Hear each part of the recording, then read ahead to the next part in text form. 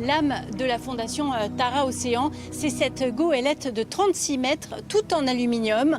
Sa puissante structure et sa coque arrondie lui permettent de traverser la banquise. Mais cette fois, Tara n'explore ni les pôles ni l'océan Pacifique. Elle navigue autour de l'Europe avec vous, Nicolas Bain. Bonjour, vous êtes le capitaine de Tara. Vous naviguez sur cette mission, sur des fleuves, une dizaine de fleuves autour de l'Europe. Comment se comporte Tara ?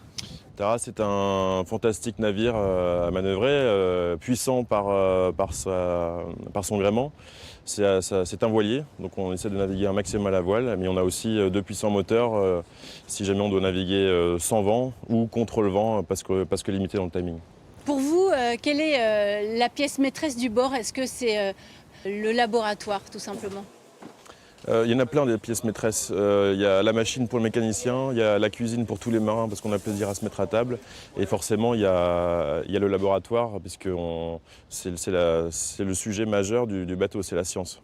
Oui, le laboratoire, c'est une pièce précieuse parce que tout l'enjeu de cette mission, c'est de lutter contre une pollution insidieuse, une pollution invisible, les microplastiques. Les explications tout de suite dans ce reportage de Laurent Baumel et Cédric Mitterrand. Quelque part au large de l'Italie, Tara, la grande goélette grise, s'apprête à remonter le Tibre. C'est la première fois que ce navire scientifique s'aventure dans les grands fleuves d'Europe.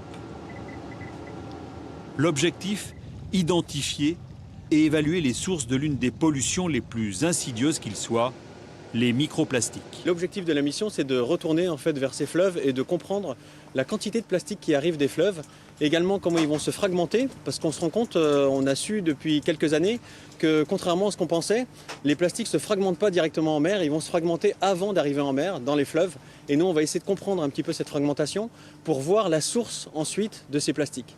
En fonction de la composition des plastiques qu'on va trouver dans les fleuves, on va essayer de retourner à la source des plastiques, c'est-à-dire comprendre d'où est-ce qu'ils viennent. La première étape consiste à piéger ce plastique. 40 scientifiques de différentes spécialités venant de 12 laboratoires sont passés à l'action pendant 6 mois. À chaque étape, ils ont opéré avec la même rigueur. Des prélèvements dans 5 points. En mer, aux abords des villes, ou encore dans les estuaires comme ici, dans l'embouchure du Tibre. Ici, on a les moules qu'on a placés dans cette nasse pour les tester comme bioindicateurs de la pollution microplastique. Et ici, les plastiques qu'on a placés pour standardiser les protocoles et comparer toujours de la même façon la vie qui se développe dessus. Chaque année, 8 millions de tonnes de microplastiques, l'équivalent d'un camion-benne toutes les minutes, se retrouvent dans les mers du globe. Et ce qu'on peut voir ici, c'est que très probablement, et ça a l'air d'être assez clair ici, cette pollution, elle vient bien de la terre. Elle est portée par les rivières, par les fleuves, pour arriver en mer. Et on sait aujourd'hui que 80% des déchets plastiques qu'on trouve en mer proviennent de la terre. Une grande partie de ces déchets plastiques se désagrègent sous l'action conjuguée de l'eau, du vent et des UV. C'est assez hallucinant en fait de voir autant de microplastiques dans un si petit espace. Ici en regardant, on en a trouvé à peu près 5-6 dans 10 cm², donc c'est énorme.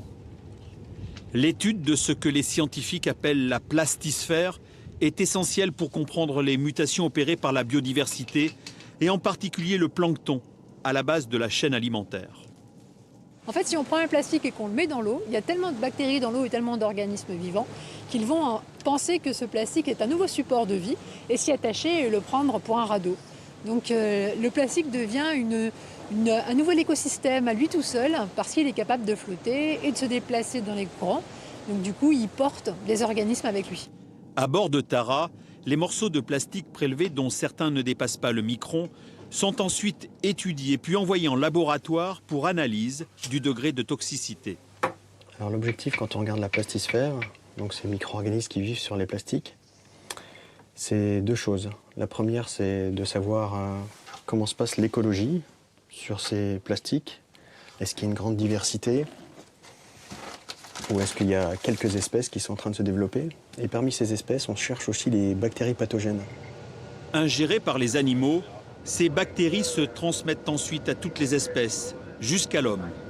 Si l'impact des plastiques sur la santé est encore méconnu, on sait que certains additifs comme le biphénol ou les phtalates sont nocifs.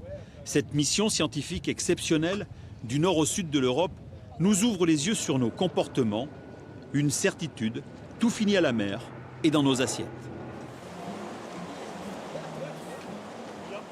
Voilà, nous sommes toujours à Banyuls-sur-Mer, en pays catalan, l'une des 18 escales de la mission Microplastique 2019 de Tara. Le chef de mission, eh bien, c'est Jean-François Guiglione. Bonjour. Bonjour. Est-ce que nos fleuves ont parlé ? C'est clair qu'il y a des fleuves qui sont beaucoup plus chargés en plastique que d'autres. Malheureusement, en France aussi, les fleuves sont extrêmement chargés en plastique. Et ce qui nous a surpris, en fait, on ne s'attendait pas à ça, c'est qu'on imaginait en fait que les plastiques, ils arrivaient en gros morceaux. On appelle ça des macro-déchets qui arrivaient directement en mer. On s'est rendu compte qu'en fait, déjà, ils étaient sous forme de microplastiques. Face à ce désastre écologique, y a-t-il des solutions ?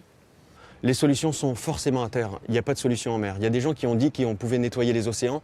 C'est clair que c'est pas vrai, on ne peut pas nettoyer les océans, les plastiques sont trop petits, les quantités on voit des plastiques partout où va Tara, on trouve des plastiques. Donc les solutions sont malheureusement pas en mer. Banyuls lance une campagne de sensibilisation. Au niveau national, il y a une loi qui va sortir sur les plastiques à usage unique. Que peut-on faire d'autre ? Les industriels viennent beaucoup nous voir, ils se posent des questions sur comment ils peuvent changer.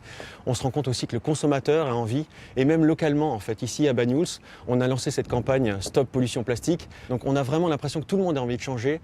On sait qu'on est aujourd'hui dans ce qu'on appelle une transition plastique, mais cette transition plastique, elle risque de durer un certain temps. Merci beaucoup Jean-François Guiglione. Je vous laisse aller accueillir le public qui vient visiter le bateau. Merci. Chaque minute, 34 000 bouteilles de plastique sont déversées dans la mer Méditerranée.